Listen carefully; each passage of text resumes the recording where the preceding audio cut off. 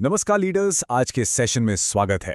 ये एक high level coaching master class की तरह है जहां हम समझेंगे कि इस कॉर्पोरेट एग्जॉस्शन यानी लगातार थकान से कैसे बचा जाए और एक सस्टेनेबल लंबे समय तक चलने वाले मेंटल वेलबींग के लिए अपने दिमाग को कैसे रीप्रोग्राम किया जाए। तो चलिए बिना वक्त गवाए सीधे शुरू करते हैं। एक बहुत ही गहरा सवाल उठता है, आखिर बाहर से इतनी शानदार दिखने वाली सक्सेस अंदर से इतनी खोखली और थका देने वाली क्यों लगती है? बहुत से हाई अचीविंग प्रोफेशनल्स बाहर से तो एकदम सक्सेसफुल दिखते हैं, पर उनकी सुबह स्ट्रेस से शुरू होती है और रातें एंग्जाइटी में कटती हैं। ऐसा इसलिए होता है क्योंकि दिमाग हमेशा लगातार बस अगले अचीवमेंट की रेस में भागता रहता है। इस प्रॉब्लम को जड़ से समझने के लिए हम इस 6 हिस्सों वाले रोड मैप को फॉलो करेंगे। 1. हाई अचीवर की छिपी हुई थकान। 2. सबकॉन्शियस माइंड को डिकोड करना। 3. नेगेटिव थॉट लूप्स को तोड़ना। 4. इनर कोच को एक्टिवेट करना। 5. Daily mindfulness road map. और 6. प्रोफेशनल सक्सेस की नई पहचान। तो सबसे पहले बात करते हैं पहले हिस्से की, the high achievers hidden exhaustion, यानी इस अंतहीन भागदौड़ और हसल की असली कीमत। आज के मॉडर्न प्रोफेशनल्स के साथ सबसे बड़ी दिक्कत क्या है? शरीर तो आराम कर लेता है, पर ये दिमाग कभी नहीं रुकता। सच तो यह है कि आज हम लोग फिजिकली कम और मेंटली कहीं ज्यादा थके हुए हैं। फ्यूचर की टेंशन, लगातार आते ईमेल्स और डिजिटल नॉइज ने ऐसी हालत कर दी है कि अगर थोड़ी देर शांति से बैठ भी जाएं तो लगता है जैसे हम पीछे छूट रहे हैं। एक अजीब सा गिल्ट फील होने लगता है। अब आते हैं दूसरे सेक्शन पर, डिकोडिंग द सबकॉन्शियस माइंड, यानी वेलबींग के लिए एक कमाल का बायोलॉजिकल हैक। इस थकान को दूर करने के लिए अपनी मेंटल मशीनरी को समझना बहुत जरूरी है। दरअसल एक तरफ है हमारा कॉन्शियस माइंड जो लॉजिक लगाता है, डेली के इमीडिएट काम निपटाता है, पर इसकी पावर थोड़ी लिमिटेड है। दूसरी तरफ है असली बॉस, हमारा सबकॉन्शियस माइंड। ये डीप प्रोग्रामिंग और बिलीफ्स पर चलता है, बिल्कुल ऑटो पायलट मोड में। ये एक पावरफुल चुंबक की तरह है जो लगातार दोहराई जाने वाली बातों को बिना सवाल किए बस ब्लाइंड एक्सेप्टेंस के साथ सच मान लेता है, और वही हमारी रियलिटी बन जाती है। यहां से हम बढ़ते हैं तीसरे हिस्से पर, इंटरप्टिंग नेगेटिव थॉट लूप्स, यानी स्ट्रेस के इस चक्रव्यूह को कैसे तोड़ा जाए। हम सबके नेगेटिव थॉट लूप्स डर और डाउट का एक अदृश्य पिंजरा बना देते हैं। जरा इस टाइमलाइन पर ध्यान देते हैं। सिर्फ कुछ ही सेकंड्स लगते हैं एक छोटे से स्ट्रेसफुल विचार को आने में। अगले ही कुछ मिनट्स में डर और शक तेजी से बढ़ने लगते हैं, और देखते ही देखते कुछ घंटों में ये एक पूरे एंग्जाइटी लूप में बदल जाता है।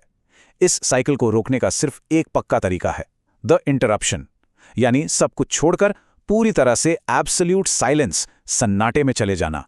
लीडर्स के लिए इस अलोन टाइम को रीडिफाइन करना बहुत जरूरी है।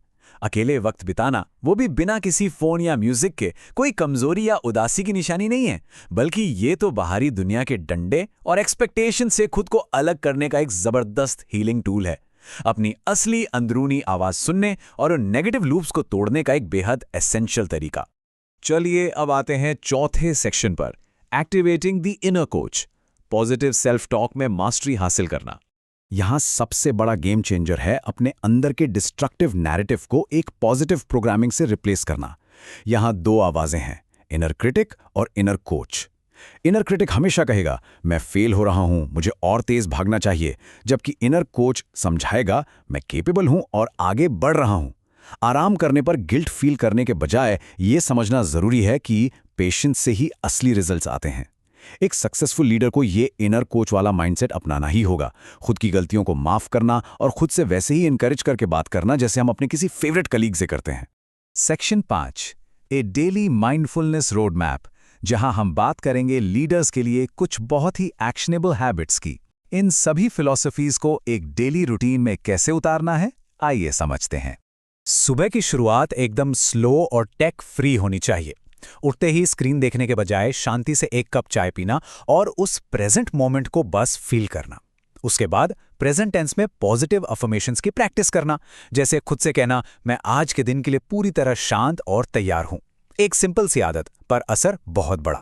फिर दिन के बीच में जब काम का प्रेशर सबसे ज्यादा हो, तब दिमाग को शांत करने वाली ये छोटी छोटी चीजें करनी चाहिए, जैसे सिर्फ 10 मिनट का एक साइलेंस ब्रेक लेना, अकेले नेचर में थोड़ी देर वॉक करना, और हाँ, हर खूबसूरत पल को कैमरे में रिकॉर्ड करने की आदत छोड़कर उसको सच में महसूस करना एक बड़ी जीत है। छोटी छोटी खुशियों के लिए ग्रैटिट्यूड दिखाना, दिमाग को नॉइज से काटकर वापस सच्चाई यानी रियलिटी से जोड़ देता है। और रात को सोने से पहले क्या करें? कल क्या क्या काम करने हैं उसकी चिंता करने के बजाय आंखें बंद करके दिमाग में अपनी सक्सेस की एक मेंटल मूवी चलानी चाहिए। खुद को फिट, शांत और कामयाब होते हुए विजुलाइज करना एक आदत होनी चाहिए। यह तरीका हमारे सबकॉन्शियस माइंड को एक क्लियर, पॉजिटिव डायरेक्शन में रीप्रोग्राम करने के लिए लिटरली एक मैजिक की तरह काम करता है। एक सच्चे मेंटर की तरह हमेशा याद रखने वाली बात यह है कि slowing down is not losing, it is the ultimate strategy for clarity. यानी रफ्तार कम करने का मतलब हारना नहीं है, बल्कि लाइफ की स्पीड को कंट्रोल करना अपने आप में बहुत बड़ा टैक्टिकल एडवांटेज है। इससे ना सिर्फ डिसीजन मेकिंग शार्प होती है, बल्कि इनर पीस भी मेंटेन रहती है।